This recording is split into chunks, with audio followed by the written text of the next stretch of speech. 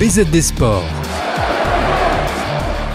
Vivez au rythme de la Coupe du Monde FIFA 2018 avec Tibé Kipré et Diabito. Bonjour, bienvenue sur BZD Sport. Rideau sur le 8e de finale de la Coupe du Monde en Russie. Le tableau des quarts de finale est désormais connu depuis hier et se présente comme suit. France-Uruguay le vendredi à 16h, Belgique-Brésil le même jour à 20h, Croatie-Russie ce sera pour samedi à 16h et Suède-Angleterre à 20h. Les équipes ont donc 72 heures pour récupérer la fatigue des 8e de finale. Bonjour Diabito. Bonjour Tibé, bonjour à tous. Nous commençons cette émission par le match France-Uruguay. D'accord, France-Uruguay, un match très attendu, même si on doute encore de la présence d'Edinson Cavani pour les Uruguayens et en plus un peu de balbutiement dans l'entrejeu pour les Français avec l'absence carrément puisque 2 cartons jaunes pour Blaise Matuidi. C'est déjà avéré. Voilà, c'est pas un joueur irremplaçable dans l'équipe de France. La France a d'énormes joueurs, surtout qu'on sait que c'est une équipe qui sait circuler le ballon avec des joueurs qui sont parfois improvisés dans le milieu de terrain. Déjà Corentin Tolisso, il joue bien le rôle, même si il avait commencé timidement ce mondial. Il s'est retrouvé très vite contre l'Argentine. On se dit tout de suite qu'il y a des possibilités avec Corentin Tolisso. Diabito, j'allais en venir pour remplacer Blaise Matuidi. D'accord. Deschamps dispose de Tolisso, Nzonzi et de Fekir. Pour vous, quelle solution? D'abord, moi, je compte sur Tolisso puisque Fekir, il commence ce mondial-là un peu plus timidement que Tolisso. Parce que Tolisso, il est un peu en confiance du fait d'avoir gagné des duels dans le match contre l'Argentine. Moi, je pense que Tolisso, déjà, il est à l'aise dans la tête. Mais Fekir, il est très bon. Il doit venir, surtout dans ce match-là, en seconde partie. Parce que c'est un joueur qui bouge beaucoup. Il tient bien le ballon. Qui fait jouer. Il fait jouer. Et je pense qu'un joueur comme ça, lorsque l'adversaire est déjà fatigué, il faut le mettre pour porter le ballon et créer des fautes aux abordages dans les 18 mètres. Ça fait de belles touches comme ça pour les Français qui peuvent réaliser des balles arrêtées à l'image des Anglais et aussi des Irlandais qui sont déjà éliminés, c'est vrai, mais c'est des gens qui ont de vrais coups de patte en termes de coups de pied arrêtés. La deuxième opposition, ce sera pour 20h. C'est entre deux équipes, on va dire des finalistes potentiels.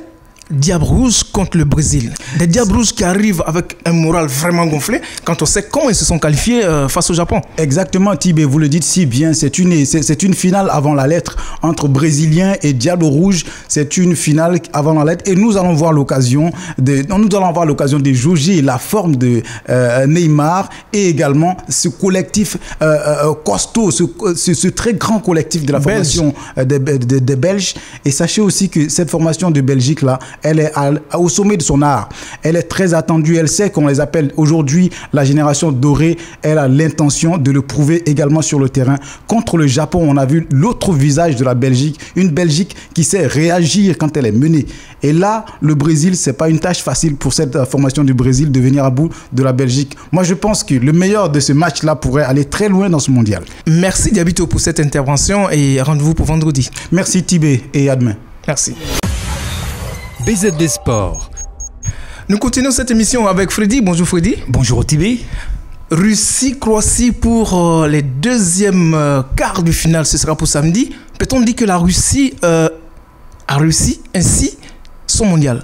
Qui peut l'arrêter, cette Russie? On a peut-être pensé que c'était un coup de bluff, mais sortir l'Espagne qui n'est pas une née de la dernière saison, il faut dire que la formation russe a fait preuve d'une très grande maturité dans sa Coupe du Monde. Mais elle va croiser l'une des meilleures nations qui a fait une forte impression lors du premier tour. La Croatie, même s'il a fallu qu'elle ait recours à le fatidique des tirs au but pour sortir le Danemark.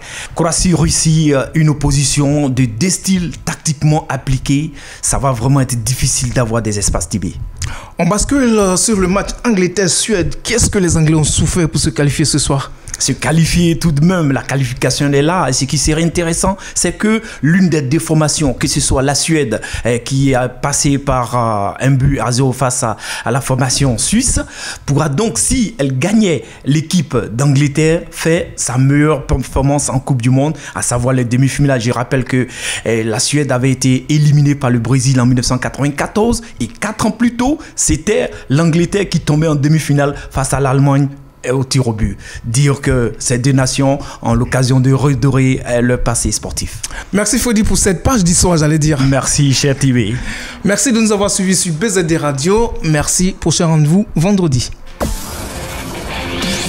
BZD Sport. Vivez au rythme de la Coupe du Monde FIFA 2018 avec Tibé Kipré et Diabito. Écoutez et réécoutez BZD Sport sur bzd-radio.com et bzd-tv.com.